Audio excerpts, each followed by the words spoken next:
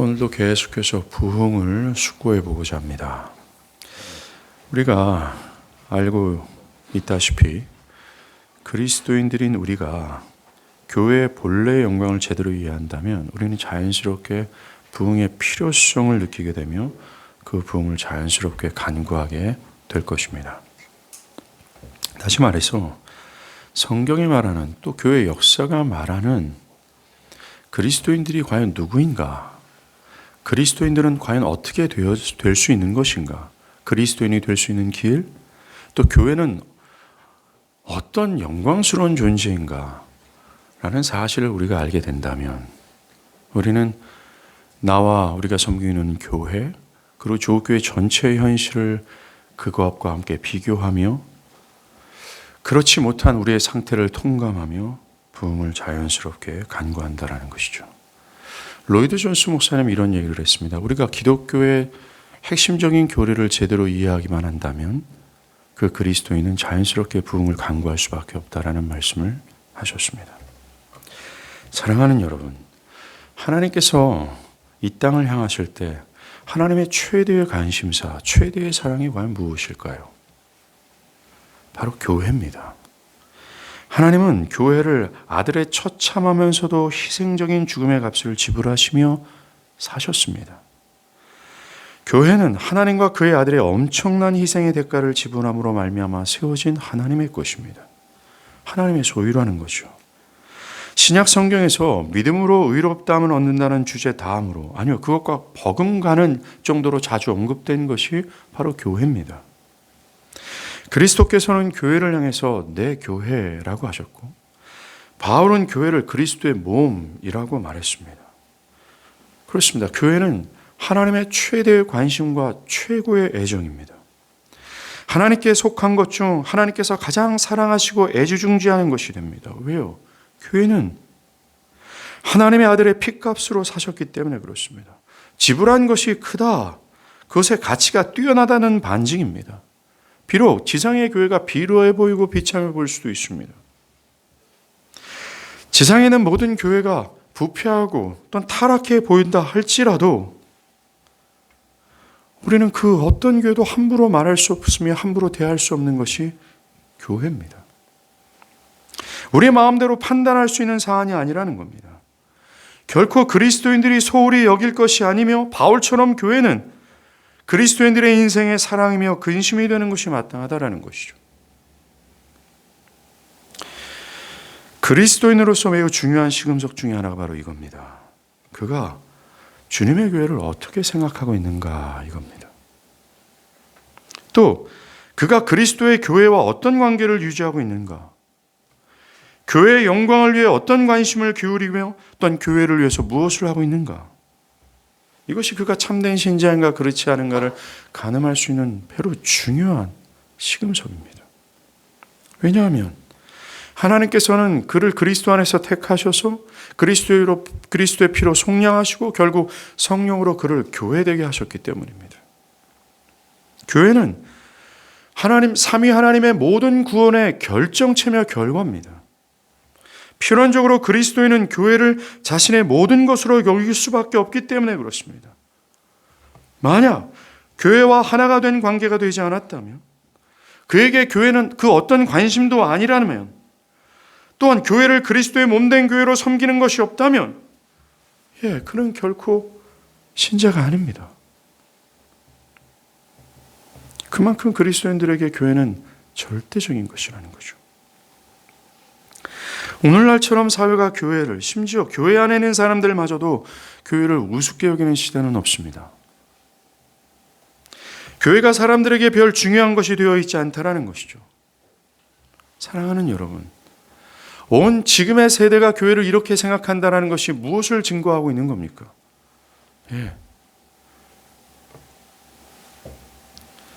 현 세대가 하나님과 그의 관심사에서 멀어지고 있다는 것을 증거하고 있는 겁니다. 사람들 안에 참된 구원의 생명이 결핍되어 있다는 반증이라는 거죠. 교회를 향한 어떤 무관심, 교회를 우습게 여기는 것, 교회를 제멋대로 재단하고 교회를 제멋대로 판단하는 이 모든 현상이 이것을 말해주고 있다는 겁니다. 그 안에 생명이 없다라는 거예요. 그 안에 하나님에 관한 관심이 떨어졌다라는 겁니다.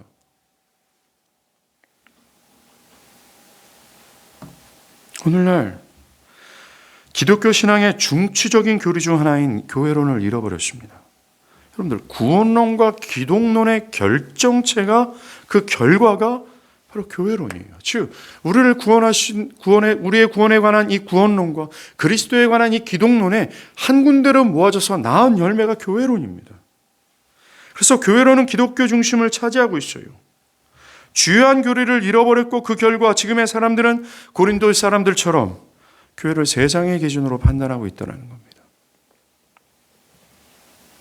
교회 안에 있는 사람들은 교회를 말하는 데 있어서 거침이 없고, 또 이 교회를 세상의 기준이나 자신의 판단 기준으로 마음껏 유린해도 괜찮다는 의식을 가지고 있습니다. 안타까운 건 교회를 다니는 사람들이 3, 4모에 모여서 자신들이 섬기는 교회를 비판하는 것을 즐기고 있는 이런 현상까지 와 있다는 것입니다. 그들이 필요로 하는 교회는 그저 자신이 사랑받는 존재임을 느끼도록 해주는 교회일 뿐이라는 겁니다. 그리고 교회는 사회의 공공의 유익을 위해 존재하는 것이다라고 생각합니다. 오늘날 코로나 시대 속에서 사회는 교회가 앞장서서 모이면 안 된다라고 얘기하며, 사회의 공익을 위해서 존재하는 교회가 그러면 안 된다라고 얘기합니다. 그거에 부응하여 교회 또한 그렇게 생각하고 있다는 거죠. 사람들은 교회를 모릅니다. 또 교회는 자신이 신앙하는 하나의 도구로 여깁니다. 그래서 자신의 도구가 마음에 들지 않으면, 또 자신의 뜻을 제대로 수용하지 않는 도구라면 언제든지 버리고 새로운 도구를 찾아 헤맵니다.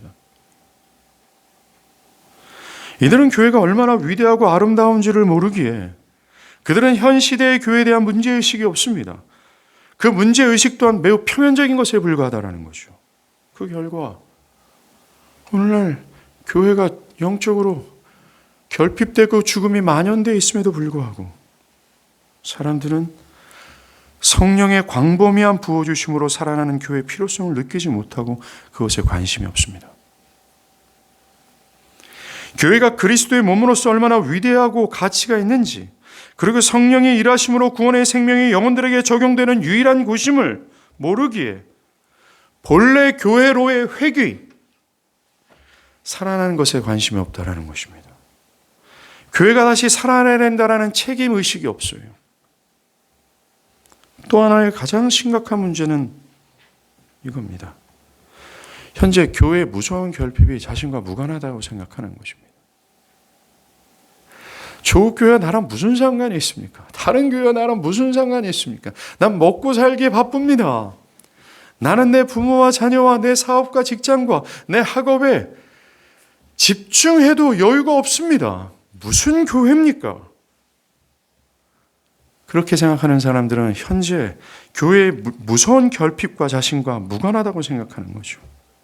현대교회를 비판하는 사람 중 대부분은 주께서 우리를 다시 살리사 하지 않고 주께서 그들을 다시 살리사 라고 하면서 영적으로 결핍된 교회와 자신이 동떨어져 있다고 생각을 합니다.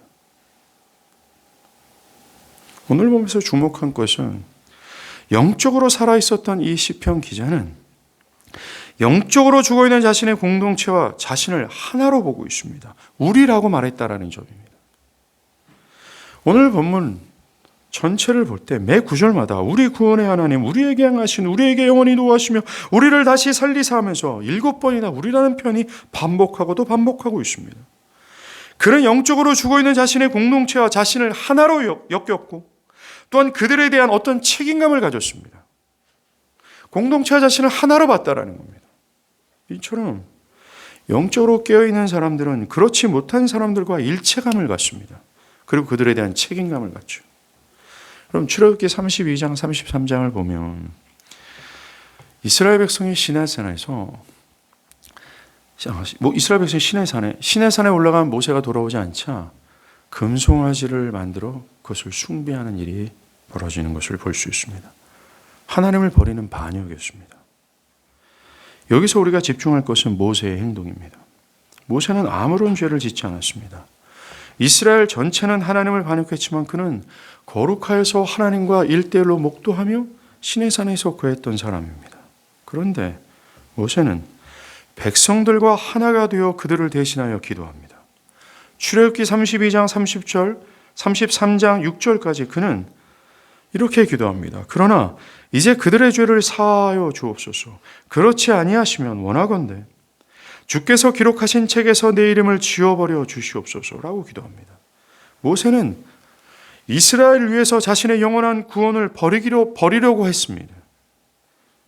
모세의 기도를 보면 복음을 거부했던 동료 유대인들을 향한 사도 바울의 말이 떠오릅니다. 로마서 9장 3절에 바울은 나의 형제 곧 고륙의 친척을 위하여 내 자신이 저주를 받아 그리스도께서 끊어질지라도 원하는 바로다. 그래서 우리는 한 가지 원리를 발견합니다. 그것은 다른 사람들의 문제를 나 자신의 문제로 받아들였다라는 것입니다. 다른 사람들을 단지 그들로 생각하지 않고 자신과 하나인 우리로 봤다라는 것입니다. 자신도 그들과 동일한 처지에 있다라는 사실을 인식했다라는 것입니다. 깊은 동정이었습니다. 그리고 그들을 향한 어떤 영적 책임감을 가졌습니다. 이 영적 책임감은 하늘의 장부에 기록된 영원한 생명이 나에게도 사라져도 괜찮습니다. 라고 할 정도의 책임감이었습니다. 산 아래에 있는 이스라엘 백성들은 자신들이 무슨 짓을 하는지를 몰랐습니다.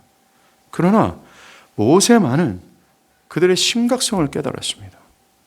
그래서 그는 그들의 짐을 짊어지고 그들을 위해 나섰습니다. 역사를 보면 교회 안에서 부흥이 일어날 때 언제나 이런 사람이 있었습니다. 영적 책임감을 느끼는 사람, 즉 지금의 죄악된 상황을 파악하고 그것에 대해서 걱정하며 그것에 대해서 책임감을 가지고 행동하는 그 어떤 사람들이 있었다라는 것입니다. 시대를 통감하고 사람들에게 회개를 촉구하고 그들의 문제를 지적했던 것입니다. 그래서 부흥의 시기 때마다 설교 강단에서 가장 성행했던 주제는 거듭남과 회심이었었어요. 설교자들은 교인들에게 회개를 촉구했고 거듭남과 회심이라는 성경의 중추적인 메시지를 전했습니다. 설교 강단마다 그것은 강을 이루었습니다. 이안 머레이가 말한 것처럼 그와 같은 설교, 즉 개혁주의 교리를 근거로 한 영혼들의 심령을 후벼 파는 그 설교였습니다. 그 설교들은 사람들을 불쾌하게 만들었고 그 불쾌하게 만드는 나머지 그 사람들은 심지어 설교자를 비판하는 지경까지 이르렀었습니다. 그럼에도 불구하고 그들의 설교는 멈추지 않았어요. 결국 그 설교는 불편해하는 그 심령들을 더 후벼 파 그들의 죄를 여지없이 드러내고 하나님 앞에서 그들이 어떤 비참한 상태에 있는지를 깨닫게 했던 겁니다. 여기저기서 울부짖기 시작했다라는 것이죠. 에레미야가 그랬습니다. 에레미야가 그랬어요. 그는 이스라엘 백성들의 죄를 지적했고 회개를 촉구했습니다. 이건 사실 유쾌한 일이 아니었습니다. 왜냐하면 에레미야의 설교를 들은 이스라엘 백성들은 에레미야를 핍박했고 조롱했고 그들을 감금했습니다. 그래서 에레미야는 하나님의 말씀을 전하지 않으려고 했어요. 정말로 그들은 결심하고 또 결심했습니다. 그러나 그렇게 할 수 없었어요. 하나님의 말씀을 전하지 않으면 견딜 수 없는 뜨거움 때문이었습니다. 책임감 때문이었어요. 이들의 특징은 문제가 있는 사람들과 자신을 하나로 묶고 생각했고 같이 살고 같이 죽고자 하는 마음을 가졌다라는 겁니다. 어떤 책임감과 연대감을 가졌다라는 거예요. 주께서 그들을 다시 살리사 하지 않고 주께서 우리를 다시 살리사라고 광고했다는 것입니다. 여러분, 이것은 교회로서 당연한 태도입니다. 교회는 모든 사람들이 하나의 몸처럼 다 연결되어 있어요. 신약 성경에서 강조하는 교회는 그리스도를 머리로 한 이 하나의 몸이라고 말합니다. 몸의 각각의 지체, 즉 팔과 다리, 눈, 코 등등은 서로 붙어 있어서 하나의 몸으로 구성되어 있어요. 그리고 서로의 의무를 다함으로 몸의 책임을 다하는 것처럼 교회도 마찬가지입니다. 교회 모든 지체마다 책임을 가지고 있고 그 기능을 가지고 있으므로 서로 긴밀하게 연결되어 있어요. 눈과 코, 팔, 다리가 각각 몸에서 떨어져 나가 생존할 수 없는 것처럼 교회 또한 마찬가지라는 겁니다. 여러분들이 그리스도 안에 있는 자라면 결코 교회와 동떨어져서 생존할 수 없습니다. 교회와 떨어질 수도 없습니다. 여러분 필연적으로 교회와 연결되어 있으며 여러분들이 각각의 지체들은 각각의 기능을 할 책임을 가지고 있으며 그 책임을 다함으로 교회가 교회다워져야 된다는 거예요. 이게 신약 성경이 강조하는 교회입니다. 바울이 고린도전서 12장에서 교회 교리에 대해서 이렇게 말했습니다. 교회에서 보잘것없어 보이는 지체들이 대단해 보이는 지체들과 동등하게 중요하다라는 말을 바울은 강조했습니다. 고린도전서 12장 21절이에요. 눈이 손더러 내가 너를 쓸데없다 하거나 또한 머리가 발더러 내가 너를 쓸데없다 하지 못하리라. 그뿐 아니라 더 약하게 보이는 몸의 지체가 도리어 욕이 나고 우리가 몸에 덜 귀히 여기는 그것들로 입혀주며 우리 아름답지 못한 지체는 더욱 아름다운 것을 얻느니라. 몸의 각 지체마다 나름의 기능을 가지고 있고 그 기능은 교회가 세워지는 데 있어서 모두가 다 소중하고 중요하다라는 것이죠. 그리고 주인이 쓰기에 합당하게 준비되어 있어야 하며 언제나 유용하다고 말하고 있습니다. 교회는 이처럼 그리스도의 몸으로서 신자들은, 즉 그리스도를 머리로 한 그리스도의 몸에 붙어있는 구원을 받은 신자는 자연스럽게 교회와 연대감을 가질 수밖에 없으며 필연이라는 겁니다. 이 교회를 향한 영적 책임을 가질 수밖에 없다는 것입니다. 그러하기에 오늘날 그리스도인이라면 하나님의 최고 최대의 사랑인 교회를 그리고 자신의 몸된 교회의 영적인 결핍에 대해 문제의식을 가질 수밖에 없으며 긴급하게 에레미야나 모세처럼 부흥을 사모할 수밖에 없다는 거예요. 만약 우리가 그리스도인으로서 지금의 교회의 상태에 대한 관심을 기울이지 않는다면 그건 참으로 불쌍한 그리스도인이 맞습니다. 만일 자신을 한 교회의 지체로서 생각하지 않고 그저 자신의 개인의 구원만을 신경 쓰거나 현대 교회에 대한 책임감을 느끼지 못한다면 그는 과연 내가 그리스도의 몸된 교회에 붙어있는 신자인지를 물어봐야 된다는 것입니다. 또 마치 자신의 심각한 상처상에 놓여있는 조국교회와 하나의 지체가 아닌 마치 자신의 살아있는 교회로서 동질감과 책임감을 갖지 않는다면 매우 심각한 상황이죠. 마치 자신은 더럽혀져 있지 않는 상태인 것처럼 느끼며 한국교회를 비판하는 이 모습. 이것처럼 어리석고 불쌍한 그리스도인은 없을 것입니다. 만약 자기 개인의 영적 유익을 얻는 것만을 위해서 교회를 다니는 사람이라면 그는 분명히 육에 속한 그리스도인인지 아니면 갓난아이와 같이 어린 상태의 사람이 맞습니다. 우리가 만약 자라난다면 그리고 기독교의 참된 지식을 제대로 알게 된다면 우리는 지금의 교회 상황에 관한 관심을 기울일 것이고 그것과 함께 우리는 하나님의 광범위한 성령의 부어주심으로 교회가 다시 살아나기를 갈망하게 될 겁니다. 그것에 우리는 어떤 책임감, 그들을 향한 어떤 아픔, 슬픔을 간직하고 있을 것이 분명합니다. 시편 기자는 분명히 성숙한 자세에서 자신과 자신의 공동체가 다시 살아나야 된다는 것을 분명히 알았습니다. 문제를 인식했다라는 거죠. 그런데 문제는 자신들의 힘과 지혜로 최선을 다해봤자 할 수 없다라는 확신을 했어요. 자신들의 최선을 다해봤자 실패할 수밖에 없다는 것을 알았습니다. 그래서 주께서 우리를 다시 살리사라고 하나님을 의존했습니다. 그는 자신들의 처한 문제를 제대로 진단했고 그 문제를 해결할 참된 대안을 알고 있었다는 것입니다. 이것이 우리가 생각해야 될 두 번째 문제예요. 참된 진단과 대안이라는 것입니다. 지금의 교회는 정말로 비참하게 실패하고 있으며 교회가 현대 사람들에게 좋지 않은 인상을 주고 있는 것을 부인할 수 없습니다. 분명히 교회는 과거의 영광을 잃어버렸습니다. 얼마나 많은 사람들이 교회를 떠나고 있습니까? 오늘날 우리는 교회의 생존과 기독교 신앙의 본질을 위하여 전쟁을 하고 있는 중입니다. 오늘날 교회는 나름대로 애를 쓰고 있습니다. 최선을 다해보고자 합니다. 어떤 면에서는 옛 교회들보다 더 다양한 시도와 열심을 보이고 있다 할 수 있습니다. 그럼에도 불구하고 교회는 여전히 실패하고 있습니다. 왜 그럴까요? 왜 성공하지 못할까요? 더 많은 열심과 어떤 수고와 여러 가지 방법들을 동원함에도 불구하고 왜 교회는 여전히 생명력을 되찾을 수 없을까요? 현대교회 문제는 지금의 문제가 왜 발생했는지에 대한 참된 진단을 하지 못하고 있습니다. 그것이 현대교회의 문제입니다. 참된 진단을 못하면 참된 치료는 불가능합니다. 사람들은 현대교회가 사람들이 줄어들고 있다. 그리고 사람들이 교회에 대해서 무관심하다. 사회는 교회를 향해서 어떤 이합집단이다라고 하고 있다. 그러니 사회가 요구하는 교회가 되자, 사회가 원하는 교회의 모습이 되자라고 합니다. 사람들이 더 줄어들지 않도록 사람들이 좋아하는 그 무엇을 해야 한다라고 진단하고 그 방안을 모색합니다.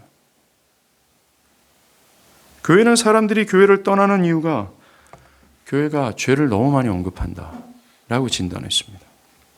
아니면 헌금과 헌신을 강요한다라는 것으로 진단했습니다. 그래서 죄를 말하지 않고 헌신을 더 이상 언급하지 않게 되었습니다. 또 사람들이 교회의 발걸음을 끄는 이유는 예배가 지루하다. 그것 때문이다라고 진단했습니다. 제가 운전을 하고 있는 중에 어떤 큰 교회를 지나왔습니다. 그 큰 교회 정문 앞에 큰 입간판이 하나 붙어 있었어요. 거기엔 이렇게 기록되어 있습니다. 우리 교회는 예배가 좋습니다. 우리는 이 문구를 그냥 스쳐 지나갈 수 없습니다. 이 문구가 말하는 예배는 하나님이 없습니다. 오직 사람들이 좋아할 만한 예배를 지향하고 있다는 것을 공포하고 있는 셈이라는 거죠. 어떻게 우리 교회는 예배가 좋습니다라고 말할 수 있겠습니까? 이것이 기독교의 핵심적인 진리를 너무나 멀리 동떨어져 있는 오늘날 교회의 상태를 그대로 대변하는 것이며, 너무나도 큰 교회가 버젓이 비싼 값을 들여 사람들에게 자신의 교회를 소개하고 있는 거죠. 오늘날 교회는 이렇게 진단하고 있고 그 진단에 따라 해결 방안을 모색하고 있습니다. 사람들은 그 상황을 해결할 수 있다고 생각하며 조치를 취했고 또 취하고 있습니다. 결론은 실패입니다. 죄를 거론하지 않고 사람들에게 쉽게 다가갈 수 있는 설교를 하고 있고 기독교를 친숙하게 하고 있으며 또한 헌금 헌신을 강요하지 않고 있습니다. 그러나 결과는 악화되고 있습니다. 마치 이사야 때와 같습니다. 특별히 아하스 왕과 히스기야 왕 때의 모습입니다. 아하스 왕은 북이스라엘과 아람군이 연합하여 자신의 나라 남유다를 치료한다는 이야기를 들었습니다. 그때 그는 자신들의 군사력으로는 이것에 대항할 수 없다라고 판단했습니다. 거기까지는 좋습니다. 그런데 문제는 아하스는 주께서 우리를 다시 살리사라고 하지 않았습니다. 그는 우리가 우리를 다시 살릴 수 있다라고 판단했습니다. 그래서 그는 자신의 대신들, 자신의 지혜, 정책을 의지했습니다. 그리고 결국 아수르를 의지한 것입니다. 그는 아수리여 우리를 다시 살려주십시오라고 했습니다.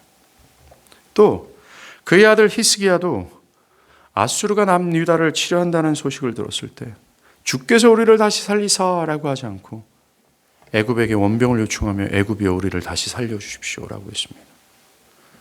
아하스 왕과 히스기야 왕은 자신들의 문제를 제대로 진단하지 못했고 참된 대안을 붙들지 않았습니다.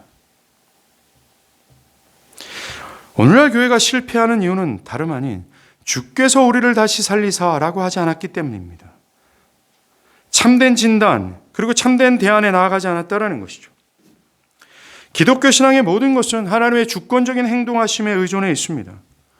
한 개인의 회심, 그의 영적인 성장, 그리고 교회 본연의 영광을 회복하는 데 이르기까지 모두가 다 하나님의 행동하심에 전적으로 의존해 있어요. 즉 기독교의 영역 안에 있는 모든 것, 그리스도 안에 있는 모든 사람의 삶에 있는 모든 영역 안에 있는 모든 것은 모두가 다 하나님의 전적인 행동하심을 전폭적으로 의존되어 있다는 겁니다. 그런데 현대교회는 자신들이 무엇을 할 수 있다고 여깁니다. 교회는 한 개인의 회심, 그 개인이 주님의 교회와 한 몸이 되는 것에 있어서 주께서라고 하는 하나님의 행동하심에 의존하지 않습니다. 이걸 잃어버렸습니다. 오직 우리는 하나님이 해주셔야만 합니다라는 것을 잃어버렸다는 거죠. 예, 선조들이 이 설경 안에서 기도할 때 소리치며 하나님이여 해 주시옵소서라고 간구했던 것을 잃어버렸다는 겁니다. 이것은 단지 교회만이 아니라 나 개인의 신앙도 마찬가지입니다. 오늘날 사람들은 자신의 구원이 하나님의 전적인 행동에 의존되어 있다는 것을 모르고 있습니다. 자신이 완전히 타락해서 내 힘과 지혜로는 하나님을 알 수 없으며 구원을 얻을 수 없다는 사실을 절절히 깨달아야 되건만 그것을 모르고 있습니다. 사람들은 자신의 무능력과 불가능한 상태인지를 모르는 결과 구원을 위해 하나님을 전폭적으로 의존하지 않는다는 거죠. 현대교회의 문제의 발단은 이 진리에 대한 무지라는 것입니다. 현대교회는 자신들의 노력과 열심에 하나님이 부응하셔서 자신들에게 복을 줄 것이라고 생각을 합니다. 이것은 오랫동안 우리를 사로잡고 있는 사상입니다. 우리가 열심히 하나님 앞에 뭔가 노력을 하면, 열심히 하나님께 빌면 하나님께서 나름대로 그것에 부응해서 나에게 복을 줄 거다라는 생각을 한다는 거죠. 교회 성장에서 말하는 심리학, 경영학, 엔터테인먼트 등등을 이용하여 나름대로 교회 영광을 되찾고자 합니다. 과연 그렇게 한다고 지금 시편 기자와 성경에 말하는 교회 본연의 영광을 되찾을 수 있었을까요? 과연 그렇게 한다고 역사 속에 있었던 살아있는 교회, 그 무엇도 하나님을 사랑하는 신자들을 배양해낼 수 있을까요? 분명한 것은 결코 그럴 수 없다는 것입니다. 사랑하는 여러분, 우리는 2주 동안 교회 본래의 영광을 부흥의 역사 속에서 살폈습니다. 우리가 바라봐야 되고 우리가 돌아가야 되고 우리가 회복해야 될 하나의 거울이에요.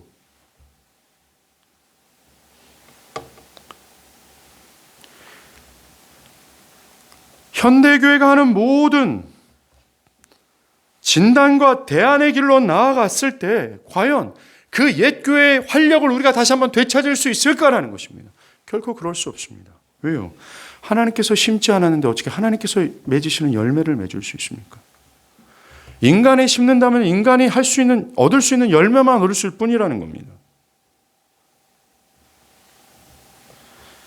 현대교회의 가장 큰 문제는 왜 교회가 생명력을 잃었을까? 그 원인을 제대로 진단하지 못한다는 겁니다.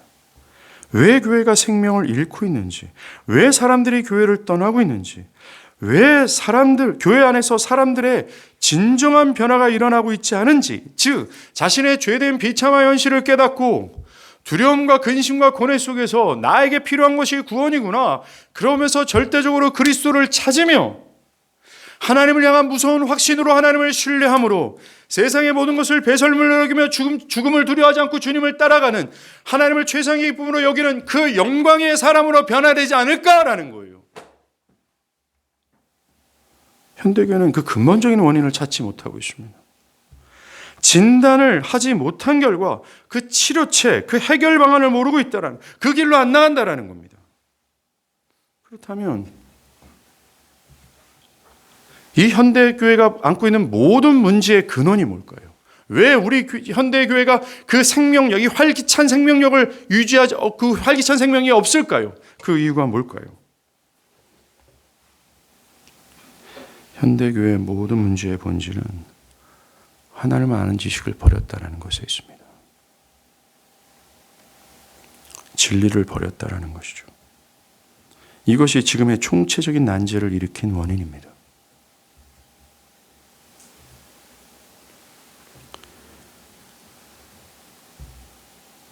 교회 역사를 보면 교회가 생명력을 잃고 사회의 지탄을 받는 시대마다 나타나는 중요한 특징이 있었는데, 그 특징은 바로 진리가 감추어져 있거나 사람들이 진리를 외면했거나 진리에 대해서 무관심했다는 것입니다. 교회가 침체의 시기를 살펴보면 예외 없이 그런 시대의 교회의 특징은 기독교 신앙의 진수라고 하는 가장 중요한 진리를 부인했거나 감추어지거나 아니면 소홀히 여겼다는 것이, 그것을 어김없이 볼 수 있다는 것입니다. 대표적인 예로 16세기 종교개혁이 일어나기 전의 교회의 상태입니다. 이때 쇠퇴했던 교회의 가장 큰 특징이 이것이었어요. 사람들의 영원한 생사를 가르는 구원에 대한 진리를 볼 수 없었다는 것입니다. 죄의 자각과 거듭남, 칭의와 성화, 그리고 사람의 의가 아니라 오직 그리스도의 의를 믿음으로 수여받는 영원히 의롭다 여김을 받게 되는 하나님의 은혜 등등, 기독교 신앙의 중추가 되는 이 중요한 교리들이 완전히 자취를 감췄거나 사라졌거나 아니면 그 당시 교회에게 완전히 외면당하고 있었다는 것입니다. 더 나아가 이 중요한 진리는 왜곡되어졌고 희석되어 있었다는 것입니다. 그 당시 사람들은 영적인 생명을 전혀 지니고 있지 않았고 진리를 알지 못했습니다. 또 18세기를 한번 보십시오. 18세기에 굉장히 위대한 각성, 부흥이 일어나기 전의 교회 상황도 마찬가지였습니다. 교회는 생명을 잃었었고 대다수의 사람들은 교회에 오지 않았습니다. 오늘날과 같았다라는 겁니다. 그리고 교회로서의 본연의 모습을 찾아볼 수 없었습니다. 왜 그랬을까요? 그 당시도 종교개혁 이전의 교회 상황과 똑같았다라는 겁니다. 진리를 잃어버렸다라는 거예요. 다른 데서 원인을 찾지 마십시오. 성경과 교회 역사가 말하고 있다는 겁니다. 똑같이 종교개혁 이전의 교회의 상태처럼 기독교 신앙이 매우 중요하고도 중추적인 교리들이 설교되지 않았다라는 것입니다.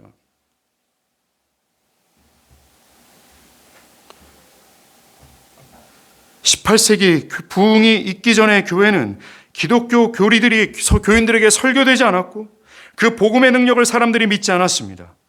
교회는 죽어 있었습니다.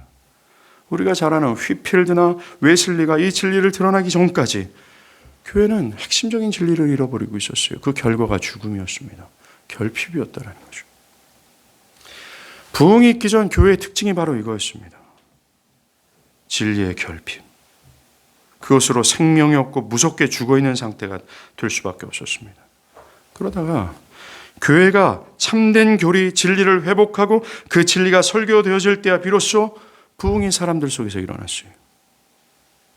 교회가 교회로서의 영광을 되찾을 수 있었습니다. 이것이 역사가 말하는 것입니다. 이처럼 교회가 죽어있고 침체되어 있을 때 교회의 특징은 교회의 생명을 좌우하는 진리가 가려졌거나 감춰져 있거나 무시되는 일이 언제든지 있었다는 것입니다. 이것이 그 당시 교회가 쇠퇴할 수밖에 없었던 유일한 문제였습니다. 이 진리를 잃어버린 이후로 도미노처럼 교회는 도덕성을 잃어버렸고 교회의 부정부패는 성행할 수밖에 없었고 사회의 질타를 받을 수밖에 없었다는, 사람들은 교회에 오지 않게 됐고 영적인 생명을 잃어버렸다는 겁니다. 그 모든 문제들이 파생된 거예요. 진리의 결여와 결핍, 진리의 사라짐, 진리의 잃어버림의 문제였다는 겁니다. 설교되지 않는 것이 문제였었어요. 모든 문제의 핵심은 하나님을 아는 지식을 버린 것에 있었습니다. 생각해 보세요. 여러분들, 성령은 진리의 영입니다. 성령은 진리의 영으로서 진리가 교회 안에서 사라진다면 어찌 성령이 역사하실 수 있겠어요? 성령이 역사하지 않는다면 더 이상 교회로서의 기능과 존재 목적은 상실될 수밖에 없습니다. 그래서 그것은 교회가 아닌 그 무엇에 불과하고 되게 만 거예요. 성령이 역사되지 않은 교회라면 그것이 어찌 교회일 수 있겠어요? 몸뚱아리는 있는데 생명이 없고 심장이 뛰지 않는데 어찌 그것을 사람의 몸이라고 얘기할 수 있습니까? 그것은 죽은 시신이에요. 영혼을 살리고 변화시키고 성장시키는 것이 성령이에요. 교회를 새롭게 하며 교회를 하나님이 기뻐하시는 뜻으로 자라나게 하는 분도 성령입니다. 그런데 진리의 영 되신 성령께서 역사해야 되건만 진리가 없다면 어찌 성령이 역사할 수 있겠습니까? 교회가 생명력을 잃은 이유는, 교회가 지금처럼 될 수밖에 없는 이유는 하나입니다. 다른 것에 제발 문제를 진단하지 마십시오. 그 모든 문제의 뿌리는 여기에 있습니다. 이 뿌리를 제대로 이 뿌리를 다시 한번 살려내지 않는다면 다른 여러 가지 문제들을 즉흥적으로 해결해봤자 그것은 반복적인 문제일 수밖에 없다는 겁니다. 표면적인 문제라는 겁니다. 우리 교회는 이것이 문제입니다. 저것이 문제입니다. 아무 소용이 없습니다. 진리라는 겁니다. 이것이 성경과 교회 역사가 결핍에 빠져있고 죽어있는 교회를 향한 진단이에요. 우리는 이제 역사를 보며 현대교회를 진단할 수 있어야 돼요. 현대교회가 왜 이렇게 되었는가? 하고 또 시도함에도 불구하고 왜 여전히 실패하고 있는가? 하나님을 아는 지식을 버린 것 때문입니다. 기독교 신앙의 중추가 되는 매우 중요한 교리를 말하지 않고 그것이 감춰져 있으며 사람들은 무관심하기 때문에 그렇습니다. 오늘날 교회 안에 있는 사람들에게 거듭남과 회심, 칭의와 성화, 누가 관심을 기울입니까? 그저 사람들은 목사님, 내 삶에 이런 문제가 있는데 이 문제를 해결할 수 있는 대안을 말해 주십시오라고 할 뿐입니다. 마치 2000년 전에 예수께서 오셨어요. 이 영적 메시아가 오셨음에도 불구하고 그들은 자신의 죄의 문제, 영원한 삶의 문제를 소홀히 한 결과 영적 메시아는 필요 없습니다. 우리에겐 육적 메시아, 즉 왕권을 회복하여 로마의 어떤 치하에서 해방으로 이끌 그런 메시아를 요구했던 이 모습과 동일하다라는 것입니다. 사람들은 더 이상 교리와 신앙에 관심이 없습니다. 그 결과가 지금이에요. 쇠퇴했고 생명력을 잃어버린 중세교회처럼 구원에 관한 기독교의 중요한 교리들이 교회마다 감춰져 있어요. 있다 해도 결핍되어 있고 사람들은 역사적 교리를 진리로 여기지 않습니다. 그저 자기 식대로 그것을 판단하고 자기 식대로 받아들일 뿐입니다. 사람들은 진리가 중요한 것이 아니라 삶이 중요하다고 외칩니다. 그 진리를 가로막고 있어요. 무관심합니다. 교회는 그거보다 사람들이 요구하는 것을 따라가기를 바쁠 뿐이에요. 그래요. 현대교회가 교회로서의 생명을 잃어버린 이유는 진리를 잃어버린 결과입니다. 결코 진리를 부인하거나 진리를 잃어버렸을 때 그 시대는 어떤 생명, 어떤 부흥도 기대할 수 없어요. 절대로 살아날 수 없다는 것입니다. 회복은 불가능해요. 그것은 저와 여러분 각 개인에게도 마찬가지라는 것을 기억하십시오. 여러분들이 진리를 받아들일 수 있을 만큼 자기를 부인하지 않거나 진리를 그냥 있는 그대로 수용해서 진리 앞에서 자기를 부정하고 그것을 따라갈 수 있는 영혼으로 변화되지 않는 이상은 여러분들은 절대로 살아날 수 없으며 부흥 기대할 수 없어요. 성경이 말하고 교회 역사가 말합니다.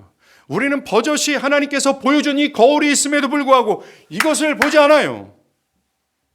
여러분들이 왜 살아나지 않을까요? 왜 여러분들이 하나님을 기뻐하지 않을까요? 왜 여러분들의 영혼이 하나님을 소홀히 여길까요? 진리가 없기 때문에, 진리를 소홀히 여기기 때문에 그렇습니다. 이 계신의 하나님의 말씀을 생명이라고 여기지 않기 때문에 그렇습니다. 그런데 보세요. 진리가 회복되고 기독교 신앙의 중추라고 말하는 중요한 교리들이 설교되기 시작할 때였습니다. 그때는 어김없이 부흥이 찾아왔습니다. 사람들의 눈에는 부흥이 갑자기, 즉 홀연히 온 것처럼 보였지만 교회 역사를 보면요, 부흥이 오기 전에 하나님 뭔가를 준비하셨어요. 그 준비가 뭔지 아십니까? 잃어버렸던 교리를 다시 회복하시는 하나님의 역사이십니다. 잃어버린 진리를 다시 발견하는 것이었어요. 진리가 다시 설교 강단에서 드러났다는 것입니다. 여러분이 잘 아는 것처럼 종교개혁이 그랬어요. 이 부흥은 마틴 루터가 믿음으로 말미암아 의롭다함을 받는다는 진리를 깨달은 그 직후에 일어났습니다. 로마서와 갈라디아에서 말하는 핵심적인 진리가 드러나자 어둠은 물러나기 시작했고 전 유럽 전체를 강타했습니다. 17세기도 마찬가지였고 18세기에도 그러한 일들이 일어났어요. 휘필드나 웨슬리나 라일과 같은 설교자들이 숨겨져 있었던 진리를 드러낼 때에 어김없이 죽은 교회는 살아났고 시대와 국가와 이 광범위한 성령의 부어주심이 일어났다는 것입니다. 16세기부터 진리를 통해 일어났던 부흥은 어김없이 18세기에도 진리를 통하여 살아남이 있었어요. 진리가 훼손되고 감추어져서 교회가 생명력을 잃었는데 진리가 드러나자 생명을 다시 찾았습니다. 그것도 광범위한 성령의 부어주심이고 그 누구도 저항할 수 없는 거침없는 성령의 진군하심이 있었다라는 겁니다. 정말로 부흥은 절대적으로 기독교의 진리와 관련이 있어요. 이 진리를 부인하거나 무시하거나 소홀히 하면 부흥의 축복은 절대로 기대할 수 없어요. 부흥을 위해 기도하자라고 해봤자 아무런 소용이 없습니다. 그러기 전에 우리가 먼저 해야 될 일이 다시 진리가 회복되는 일입니다.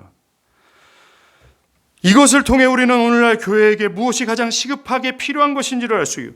진단을 제대로 했으며 이제 참된 대안이 무엇인지를 알 수 있습니다. 진리예요. 진리를 발견하고 진리를 드러내고 진리를 전하는 것입니다. 여러분들 사사시대 사사기를 보면 맨 마지막 절에 이 사사시대의 영적인 상황을 한 줄로 쭉 말하며 결론을 맺습니다. 뭐라고 얘기합니까? 왕이 없으므로 사람이 각기 자기의 소견에 옳은 대로 행했다라. 즉 하나님의 계시는 사라진 시대였다라는 겁니다.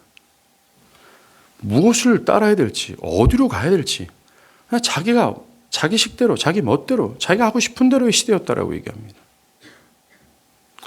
지금과 같은 영적인 결핍의 시절이었어요. 하나님의 영광이 사라진 시대였습니다. 그런데 그때 사무엘상 3장 22절이죠. 여호와께서 실로에서 다시 나타나시되 여호와께서 실로에서 여호와의 말씀으로 사무엘에게 다시 나타나시니라. 부흥이었어요. 하나님이 나타났다고 얘기합니다. 떠났던 하나님이 다시 나타났다고 얘기합니다. 하나님이 어떻게 나타났다고 얘기합니까? 여호와의 말씀으로 하나님이 다시 나타났다고 얘기합니다.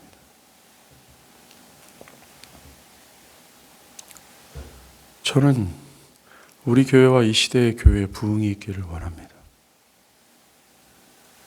대학 시절서부터 봐왔던, 기록으로만 봐왔던 이 신비롭고 영광스러운 시절을 다시 한번 경험하고 싶습니다.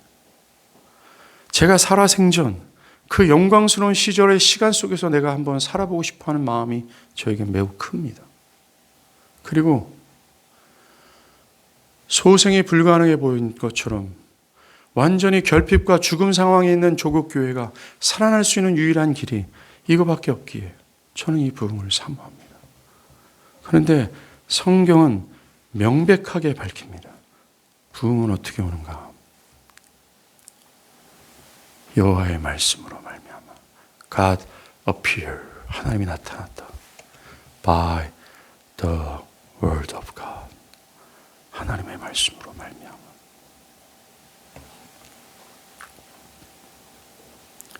우리가 얘기하는 진리는 그저 학문이나 사변적인 지식이 아닙니다. 사도 바울이 로마서 1장 16절에서 얘기하는 사람들을 변화시키는 하나님의 능력이라고 얘기합니다. 이 진리는 그것을 들은 사람들에게 능력 행함이 나타납니다. 아까 말한 것처럼 자신의 비참함을 깨닫고 구원의 소중함으로 나아간다는 것이죠.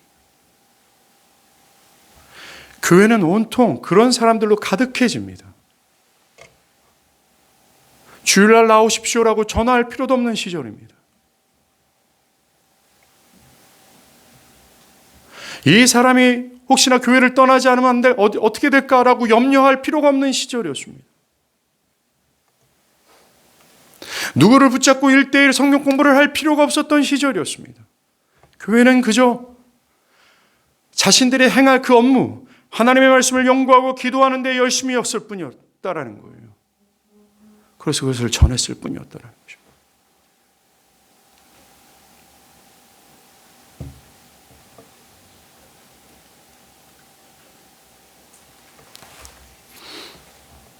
정말 이 진리로 우리 교회와 조국교회 전체가 다시 살아나야 합니다.